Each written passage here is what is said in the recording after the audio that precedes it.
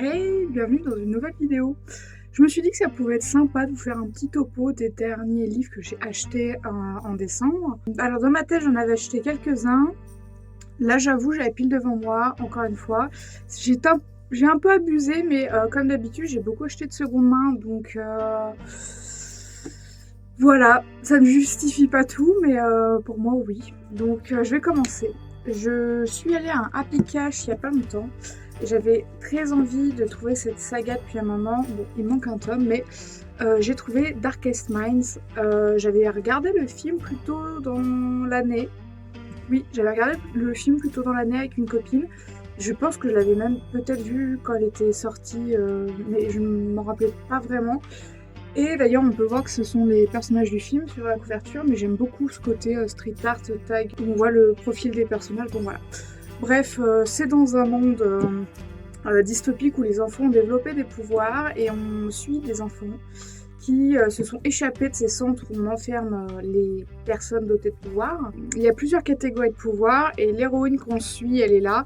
Et elle est la catégorie maximale des pouvoirs, c'est-à-dire que je crois qu'elle peut rentrer dans la tête des gens, leur faire ce qu'elle veut, donc c'est les plus dangereux.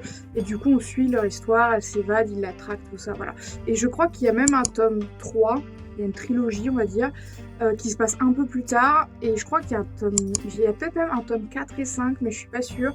Mais je pensais m'arrêter à la trilogie. Bon, j'ai trouvé que les deux premiers, c'est pas grave, je me suis dit que ça pouvait être sympa de quand même commencer à m'acheter la saga. Voilà. Dans un autre magasin, mais le même genre, j'ai trouvé Cinder, donc le tome 1 des Chroniques lunaires.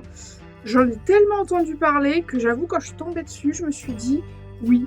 Alors, je dis ça, je changerai peut-être d'avis. Je ne vais pas lire la suite, genre je voulais juste lire le tome 1 donc, qui parle de Cinder. Enfin bref, je sais qu'on les a beaucoup conseillés en ligne, les Chroniques lunaires, mais je me dis si Cinder me plaît, je ne sais pas. Je ne sais pas si je lirai la suite ou si je me contenterai de juste le tome 1 Cinder. Mais en tout cas, voilà, je l'ai trouvé en livre de poche. Pareil, je me suis dit, ça fait un moment qui me tente, pourquoi pas. Toujours dans les magasins de seconde main, j'ai trouvé Colette, la fin de Chérie, parce que j'étais persuadée que c'était Chérie. Et en fait, non, c'est la fin de Chérie, donc en fait, ce n'est pas le même livre, c'est le même personnage, mais voilà. On m'avait conseillé Chérie, ça avait l'air sympa, et quand j'ai vu la fin de Chérie, dans ma tête, je me suis dit, c'est la même chose. Et vous savez quoi? C'est pas du tout la même chose. Je pensais que ça parlait de Chérie, donc c'est l'histoire d'amour entre une femme, je crois qu'elle est veuve, une quarantaine d'années, qui est avec un jeune homme depuis longtemps, et il veut la quitter pour épouser une jeune femme, parce que les normes de la société l'imposent, machin, alors que je pense qu'il s'aime sincèrement avec cette femme. Et en fait, la fin de Chérie, c'est la suite quelques années plus tard, donc en plus je me suis spoilée, mais du coup, je suis contente de l'avoir, mais il va falloir que je m'achète Chérie si je veux lire la suite, voilà. En boîte à lire, je l'ai pris parce que j'avais envie de le lire, pas parce que... Pardon, j'ai bugué parce que j'ai vu que c'était marqué adapté au cinéma de Xavier Dolan, et en ce moment je suis en train de faire la filmographie de Xavier Dolan, donc j'ai bugué en mode quoi. Non, c'est bien adapté. J'ai trouvé en boîte à lire, bon, il est un peu abîmé parce qu'on ne sait pas pourquoi, mais les lycéens ont tendance à bouffer leurs livres et à les déchirer. En fait, à l'intérieur, il est nickel. Du coup, je me suis dit, ça fait un moment que je voulais le lire. Il est abîmé à l'extérieur. Je le lis, après je le remets en boîte à lire si je veux pas garder ça dans ma bibliothèque, puis voilà quoi. Mais vu que je voulais le lire, je l'ai pris. Donc voilà, j'ai trouvé...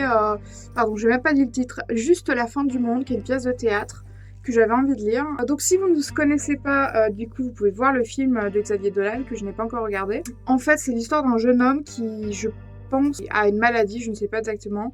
Et je veux pas trop m'avancer parce que je suis pas sûre. Enfin, il sait qu'il va mourir et il renoue avec sa famille, avec qui il n'est plus vraiment en contact depuis un moment parce que je pense qu'ils sont froids. Et pour leur annoncer qu'il va mourir, et du coup, ça se passe, je crois, pendant un repas de famille. Et ça a l'air... l'ambiance a l'air délétère. Je crois qu'en plus, les questions d'homosexualité... je sais pas ils sont fâchés parce qu'il leur a dit ou s'il a arrêté de leur parler parce qu'il leur a pas dit, mais je crois que la question d'homosexualité est dans le livre, donc j'espère pareil que je dis pas de bêtises, mais elle me semble. Donc voilà, donc quand je l'ai vu, j'étais contente parce que jusqu'à maintenant, je vous ai présenté des livres que je voulais, plus ou moins. Bon, la fin de Chérie, ce n'est pas le livre Chérie, mais bon. Après pour le reste, j'ai tout commandé sur Vinted, sauf un que je vous montrerai après. Bah, je vais commencer par ça, hop. J'ai craqué pour Carry On de Rainbow Rowell. Donc c'est une espèce de saga fantastique, un peu à la Harry Potter, version bien mieux. Parce que je crois que les deux personnages principaux, ils sont gays. Et j'aime tellement le dessin. C'est beau!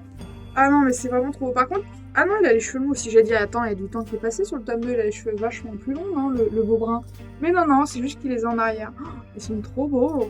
Et je me suis fait avoir, comme vous pouvez le voir, parce que le premier est un livre de poche et le deuxième en grand format. Je n'ai pas fait attention. Du coup, quand je les ai reçus, j'ai eu la petite surprise de voir que je n'avais pas le même format. Et pour les maniaques des bibliothèques, on se sait, voilà.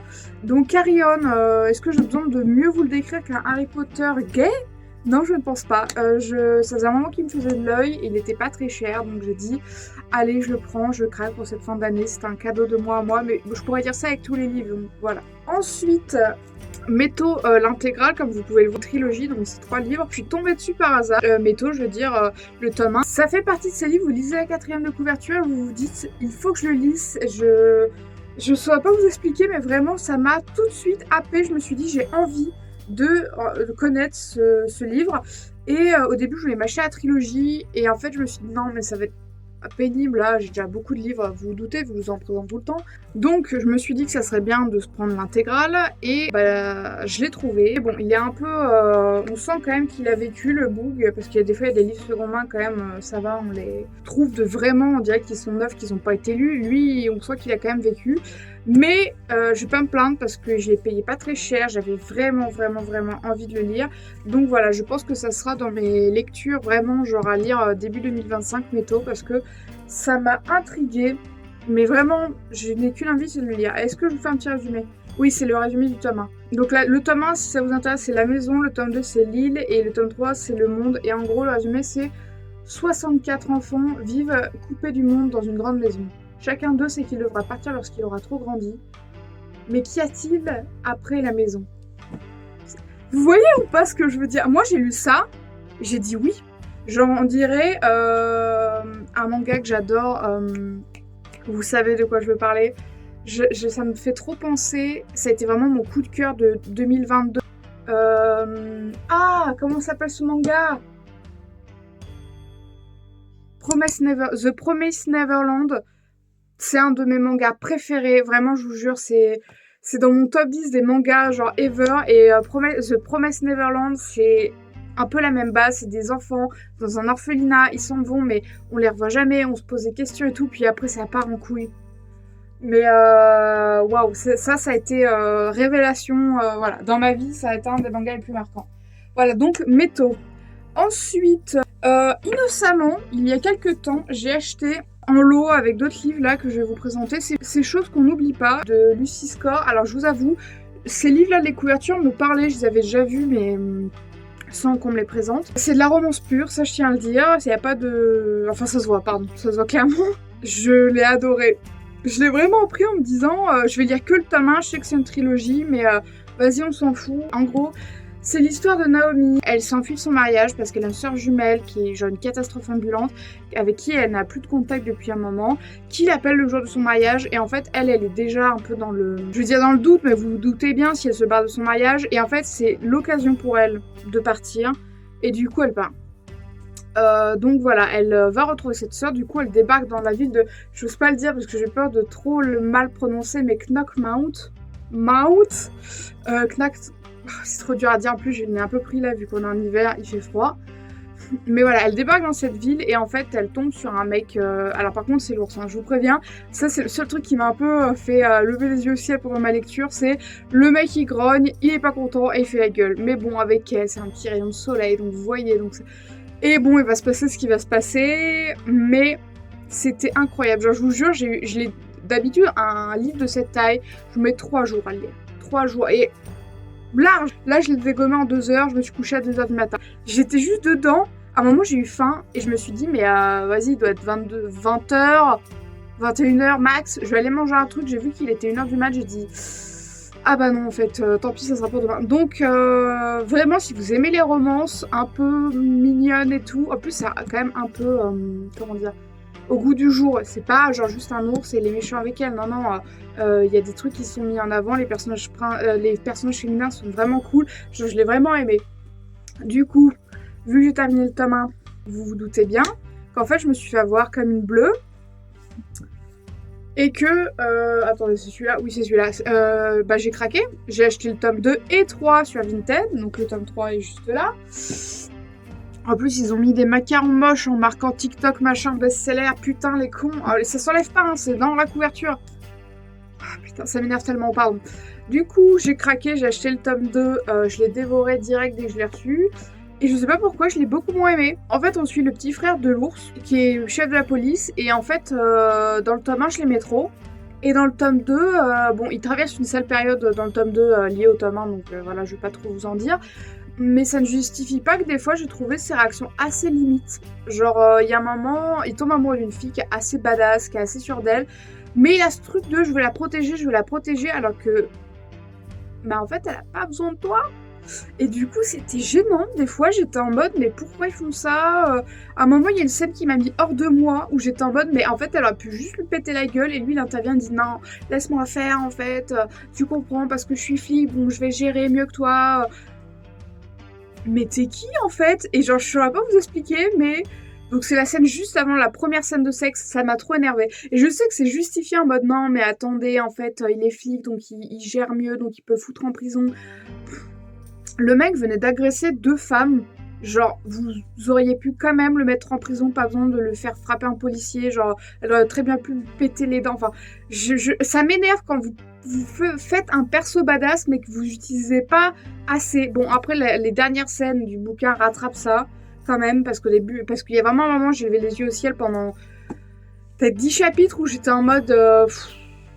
Mais voilà, donc le 2 était quand même lisible et bien, et je l'ai quand même lu en 3 jours du coup, mais j'ai clairement préféré le tome 1. Après, ils ont beaucoup teasé le tome 3 dans le tome 1 et le tome 2, donc je vais pas vous mentir, je l'ai attaqué là hier soir, et en fait, c'était les persos que j'attendais le plus. Genre, dès le tome 1, je me suis dit, c'est leur histoire à eux que je veux lire. Donc oui, voilà, j'ai commencé ces choses qu'on laisse.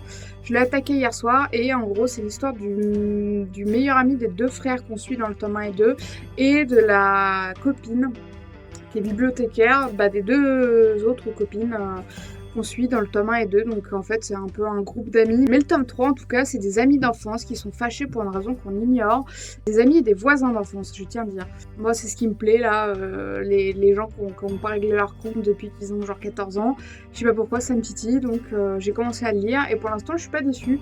On alterne beaucoup les chapitres, puis il y a genre 2-3 chapitres de point de vue de la meuf, un chapitre sur le point de vue du gars. Là, c'est beaucoup 1 sur 2. Donc je trouve ça intéressant. Puis Lucienne, c'est un personnage très mystérieux qu'on suit depuis le tome 1 et 2. On sait pas trop ce qu'il fait, pourquoi, machin. Donc je suis contente qu'on rentre un peu dans son univers. Donc voilà, Lucy Score, sa trilogie, je comprends pourquoi ça marchait, c'est très bien. Ensuite, j'ai trouvé, alors je les ai achetés en lot, mais je sais plus qui avec qui. Je ne sais plus, mais j'ai trouvé en gros des petites romances gays que j'avais envie de lire depuis un moment. La revanche d'un blond.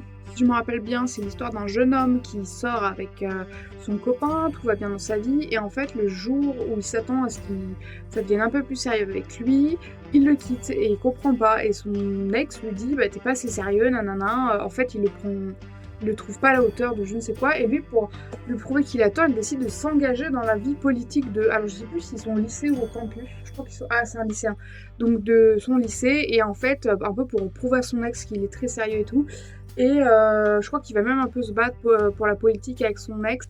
C'est un peu un livre qui te vend, il veut reconquérir son ex, mais on sait très bien que son ex est un gros bâtard et qu'il va finir avec quelqu'un d'autre. Du coup, voilà, ça m'a trop donné envie. Dans le même genre, du coup, je regarde. Les 2 d'après sont du même auteur. Alerte à Malibu, qui est une romance, lue avec un homme sirène. Est-ce que j'ai besoin d'en dire plus? Je ne pense pas. Non, mais il me donne trop envie. Regardez cette belle couverture. Voilà, ouais, je crois que ça parle d'écologie, tout ça en plus. Il y a les sirènes, on partent genre un peu en stage chez les humains pendant un moment pour pas les détester, parce que voilà. Et lui, l'homme sirène, déteste les humains, il va rencontrer un humain, il va se passer un truc, bon bref. Je vous le vends très mal, mais je vous jure qu'il a l'air trop bien. Donc voilà. Et dans le même registre, j'ai trouvé mes objectifs gays. Et en fait, pareil, je l'ai vu et j'ai dit, ça a l'air trop mignon, on dirait un petit film de rom-com gay, j'ai dit oui. Donc pareil, c'est un jeune homme qui vient d'une campagne où c'est genre le seul homosexuel de chez lui, et ses parents déménagent à une grande ville, et il avait fait une liste de tout ce qu'il voulait faire comme objectif gay, je vais dire, vu que c'est le titre.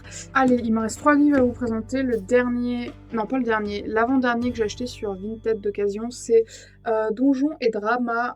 En gros, c'est une bande d'ados qui ont une chaîne YouTube où ils font des lives, des vidéos, je pense, de campagne de leur partie de JDR de Donjons et Dragons. Et en fait, il y a des tensions qui se créent au sein du groupe, tout ça. Du coup, je trouve que le titre, déjà, Donjons et Drama, ça vous fait pas envie? Parce que moi, si. En tant qu'ancien rôliste, un peu, bon, ça fait un moment que j'ai pas joué au jeu de rôle, mais quand j'ai vu, et j'adore le drama dans les romances, pas dans la vraie vie, du coup, quand j'ai vu Donjons et Drama, j'ai dit oui. Et il me semble que c'est l'auteur, je ne sais pas, d'un webcomics que j'avais lu plus tôt dans l'année. D'ailleurs, j'hésitais à vous faire une vidéo sur genre les webcomics que je vous conseille, genre LGBT, tout ça. Et il a écrit... Je veux dire vous m'excuserez. Il a écrit un très bon webcomics, Boys Will Be Boys, je crois. Je vous mettrai une image si je trouve. Mais vraiment, j'avais adoré ce comics. Bon, il est en pause malheureusement, il n'est pas terminé, mais je vous jure, ça m'a fait du chaud au cœur. Enfin bref. Le dernier que j'ai trouvé, alors je ne suis pas très poésie. Pendant longtemps, j'étais fâchée avec ça d'ailleurs. Ce que je peux lire de plus proche de la poésie, pour moi, c'est les pièces de théâtre, parce qu'il y a un côté lyrique parfois qui me plaît. Mais j'ai du mal avec la poésie, c'est comme ça. Ça fait longtemps, c'est acté quoi. Et je me suis dit, c'est dommage de rester sur ses acquis, quoi, enfin sur ses bases. Ça serait bien que je lise autre chose. Et je regardais une vidéo d'une youtubeuse que j'aime beaucoup, qui parle de poésie, qui écrit la poésie. Et je me suis dit, est-ce que ça ne te ferait pas de mal de mettre un pied là-dedans? Et en fait, j'ai trouvé sur Vinted Sappho, l'éternelle amoureuse. Et en fait, Sappho, c'est genre la poétesse, c'est la poétesse originale. Du coup, il est tout petit, hein, vous pouvez voir, il tient littéralement dans ma main. En fait, Sappho, elle a été accusée de beaucoup de choses. Elle est très connue pour le terme saphique, parce qu'à ce qui paraît, elle assumait ses relations avec les femmes. Et du coup, c'est la lesbienne originelle, en plus d'être la poétesse originelle. En fait, son travail était détruit après sa mort, parce que la religion considérait que c'était une pécheresse. Parce que c'est marrant, mais... je m'étais jamais trop posé la question parce que c'est très connu que les Romains avaient pas du tout de problème avec l'homosexualité, mais il semblerait que le saphisme les dérangeait beaucoup plus. Du coup, ils ont détruit une grosse partie de son travail. Donc en fait, c'est des fragments. Vous pouvez le voir. Je l'ai attaqué. Il y a un élastique normalement dessus, là, sur la couverture. Mais moi, je m'en sers comme marque-page. Et du coup, voilà, c'est vraiment des fragments de poèmes qu'elle a écrits, voilà. Tout n'y est pas, malheureusement, mais voilà. Et j'en lis un peu, genre le soir avant d'aller me coucher, et j'avoue que pour l'instant j'aime bien. Après, comme c'est des fragments, c'est pas des longs trucs. Après, je me suis dit, ça serait peut-être bien que je lise Les Fleurs du Mal de Baudelaire, et après, je me suis dit, ce serait peut-être bien de ne pas commencer par un truc aussi. Parce qu'on l'a beaucoup vendu pendant longtemps comme une œuvre assez lourde, et en gros, à ne pas lire ado, alors que c'est clairement des fois au programme scolaire. Donc voilà. Donc là, c'était le dernier livre que j'ai acheté d'occasion, et je vais vous présenter, alors là, je suis tellement heureux de vous présenter ça. Il y a un an, j'avais participé à un crowdfunding pour la BD Le Chevalier Imberbe sur les éditions exemplaires. Je suis trop contente de l'avoir entre mes mains, genre je suis en mode oui. Donc voilà, Le Chevalier Imberbe, il vient juste de sortir, je me suis fait livrer. Putain, non mais les gars, l'anecdote là pour me récupérer le colis. C'était GLS qui devait m'envoyer le colis. Je reçois un mail le vendredi qui me dit « Ouais, votre colis devrait arriver, Je me dis « Bon, ok, genre il doit arriver vendredi, mais il n'y a pas d'heure, vous voyez, genre je devais être chez moi vendredi toute la journée, quoi. Vendredi à 17h, je reçois un mail qui me dit qu'en gros la livraison n'a pas pu se faire, sauf que plus tôt dans la journée, j'avais eu un SMS qui disait « Vous pouvez suivre votre livreur ». Et là, je vous jure que c'est vrai, je vois le livreur qui a fait tout le tour de ma ville. Et moi, il y a ma rue, elle est là, le centre-ville est là. Et en fait, le mec est pas passé chez moi. Il a fait tout le quartier, mais vraiment à 5 minutes en bagnole. Hein. Et il est pas passé chez moi. Et après, il s'est barré en direction d'un autre patelin. Et j'ai dit, mais attendez, quoi? Et moi, je me suis dit, il va peut-être revenir, tu vois. Et en fin d'après-midi, genre vers 15h, j'ai vu qu'il est passé au bout de mon avenue, là. J'étais en mode, mais il se fout de ma gueule, genre, ça me dit qu'en gros, il va te livrer un point relais. Mais genre, dans l'autre patelin, genre, même pas chez moi. Et je me dis, bon, ok, je vais dans ce point relais le soir. Et en fait, qu'est-ce que je découvre? En fait, il ne l'a pas posé en point relais. Il l'a juste mis dans son camion, il l'a laissé là tout le week-end. Donc pendant 2 jours, pas de nouvelles. Et lundi, ça me dit que le mec va passer. Il a posé le colis genre à midi au point relais qui était encore une fois à l'autre bout de chez moi, dans une autre ville. Donc rebelote quoi. Et cette fois, il y était. Et du coup, après ces péripéties nulles, parce que vraiment, je l'ai réceptionné le 24. Hein, donc vraiment juste avant Noël. Le 24 ou le 23? Peut-être le 23, je sais plus. Et du coup, tout ça pour ça. Tout ça pour ça. Tout ça pour râler, pour dire que GLS c'est des enfoirés. Et du coup, après, ça m'a demandé si j'étais content par mail et j'ai mis un avis nul. J'ai pas compris, le mec est juste pas passé chez moi. Voilà. Et la meuf du point relais m'a dit: ah non, mais avec GLS, on a tout le temps des problèmes, vous êtes pas les premiers, genre ils passent pas chez vous et ils posent votre colis dans un point relais random, tant pis si vous avez pas de bagnole, quoi. Voilà, mais vraiment pas pro, quoi. Bref, assez de critiquer GLS, voilà. Le Chevalier Imberbe, c'est une histoire médiévale d'un personnage qui est non-binaire et qui rencontre l'amour, mais malheureusement c'est un amour interdit car c'est la femme de son cousin. Et comment vous dire que dans ma tête, ça allait être incroyable, j'ai pas été déçue. C'était trop bien. Genre vraiment, c'était trop bien, j'ai adoré. C'était trop bien, j'ai adoré. J'ai pas envie de vous en dire trop, genre vraiment, achetez-le, lisez-le. Il vient de sortir, il est tout beau, il est tout neuf et oh, il sent tellement bon. Pardon, mais vraiment, j'ai tellement aimé cette histoire.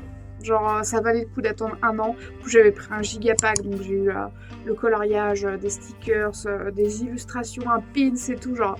J'ai pas regretté d'avoir investi là-dedans, genre c'était trop bien. En plus, toute l'année, j'avais suivi les stories de l'auteurice Tamos qui peignait à l'aquarelle les planches et tout. Et j'ai adoré, voilà. Donc c'est une de mes dernières lectures avec les livres de Lucy Score et c'était trop bien. Voilà, je ne peux que vous la conseiller. Bon, et bien j'espère que cette vidéo vous aura plu. C'était mes derniers achats de fin d'année 2024 en livre. Encore une fois, j'ai un peu trop craqué. 1, 2, 3, 4, 5, 6, 7, 8, 9, 10, 11, 12, 13, 14, 15, 16. J'avais pas du tout prévu d'acheter 16 livres ce mois-ci, mais écoutez, on n'est jamais à l'abri d'un petit dérapage, voilà. Donc voilà, écoutez, encore une fois, j'espère que la vidéo vous a plu. N'hésitez pas à liker, me dire s'il y a des livres que vous avez aimés dans ceux que je vous ai présentés, que si vous n'avez pas aimé, si vous les avez lus. Voilà. Sur ce, je vous laisse et je vous dis une bonne journée, une bonne fin de journée.